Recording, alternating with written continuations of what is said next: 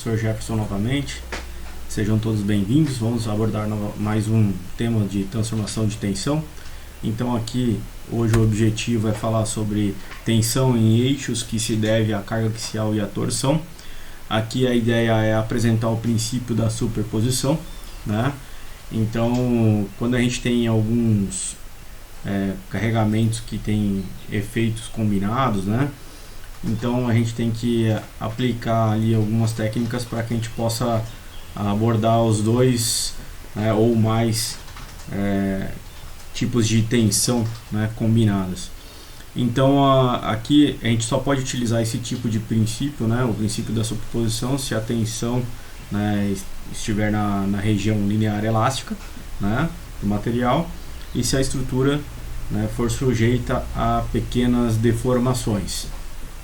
Sabendo disso, né, então vamos aqui a um exemplo, né, então uma força axial de 900 newtons e um torque de 2,5 Nm estão aplicados ao eixo mostrado na figura, né, supondo que o eixo tenha diâmetro de 40 milímetros, pede para determinar as tensões principais no ponto P de sua superfície. Então aqui o caminho vai ser determinar quais são os carregamentos internos na seção do ponto P, né, que é o ponto de análise. Logo após, então, determinar as tensões que são que se originam a partir desses carregamentos internos, né, e que são devidas a esses carregamentos internos. E sabendo as tensões ali, então determinar as tensões principais atuantes ali no ponto P. Então temos ali um carregamento, né, normal de 900 newtons e um momento, né, de 2,5 Nm, e ela está engastada na outra face. Sabendo disso, então a gente consegue determinar os carregamentos internos, né, e a gente consegue observar aqui na seção que estava engastada a gente vai ter exatamente o carregamento oposto, né? E no ponto P um carregamento similar, né? Então é normal de 900 newtons e um torque no sentido, né, horário ali, né?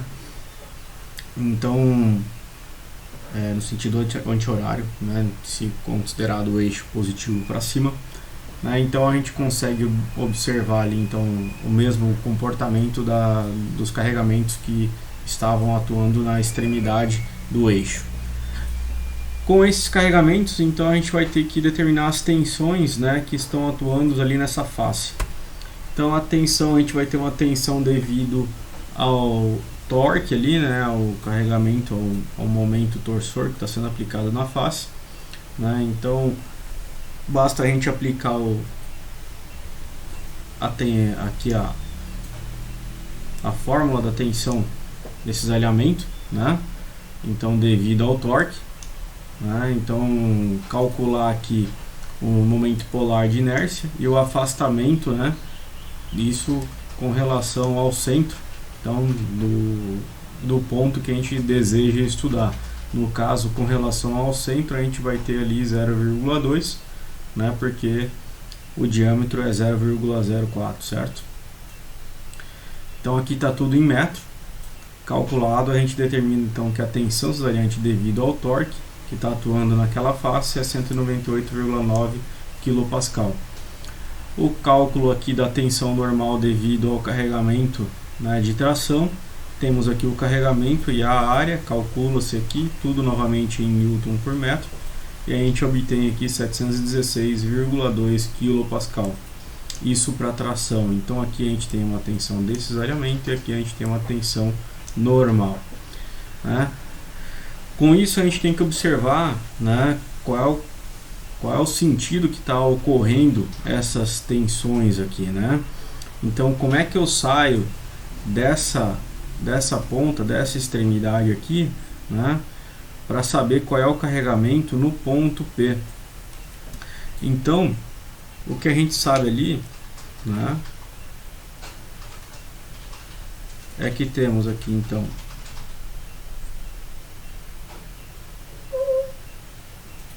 no ponto P, imagina que isso aqui é o ponto P, né, a gente vai ter então um carregamento de tração. Se ele tem um carregamento de tração, ele vai obter aqui então uma tensão de tração que vai ser de 716,2 kPa.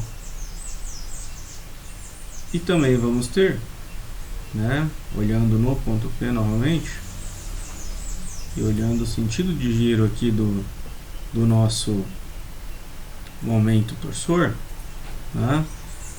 Então, sabendo daquilo ali, a gente vai ver que a tensão cesariante nessa face aqui, que é a extremidade superior, né, ela vai estar nesse sentido, no mesmo sentido de giro ali do momento torsor, e ela vai ter uma magnitude de 198,9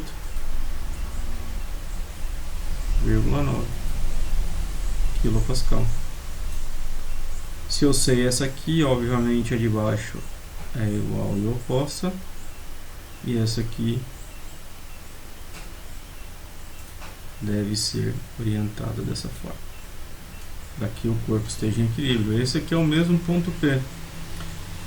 Então a gente tem esse comportamento aqui, né?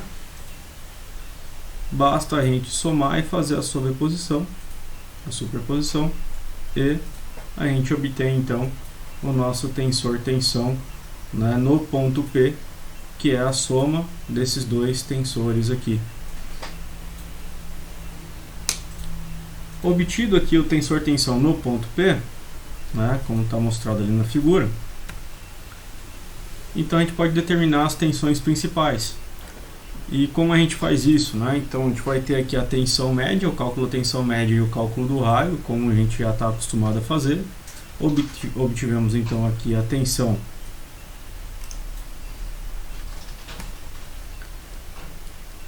média de 328,1 kPa e o raio de 409,7.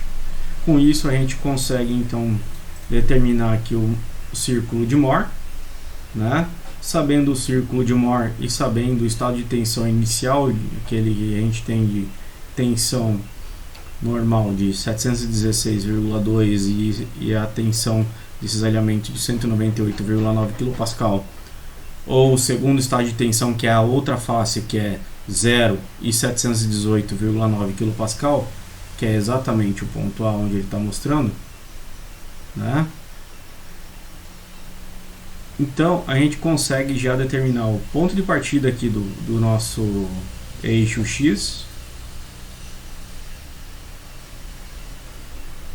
né, com relação ao nosso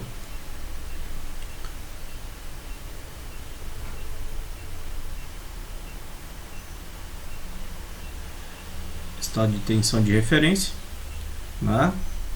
Então ele está em 0 no X aqui, ó, né? E 198,9, né, em Y. Lembrando que para esse lado aqui é positivo, né?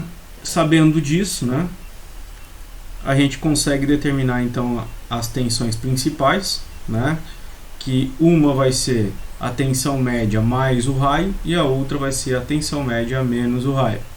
E a gente vai obter que o sigma 1 é 767,8 kPa e a tensão sigma 2, né, que é a segunda tensão principal, é menos 51,6 kPa.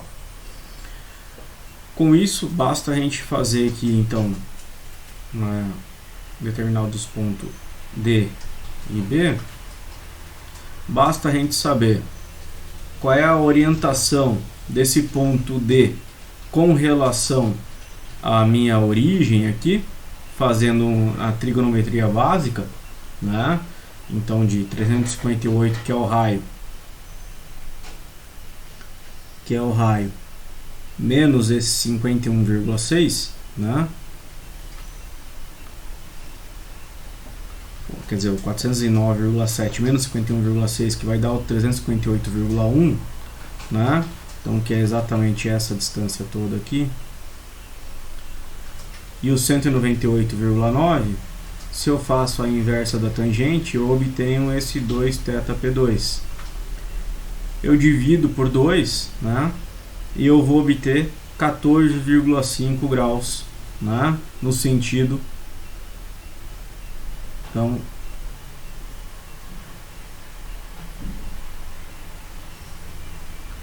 no sentido anti-horário, no sentido horário. Então, se eu tenho que seguir no sentido horário com relação ao eixo X, sentido horário, 14,5, ele está relacionado ao ponto D. O ponto D está relacionado a sigma 2, que é o 51,6 kPa negativo, e, portanto, compressão. Então, 14,5 relacionado ao 51,6 kPa em compressão. Obviamente, a outra face é o 767,7 kPa. E esse aqui é o estado de tensão, né, com a orientação, né, da tensão, as tensões principais. Sem mais, fico por aqui. Até a próxima.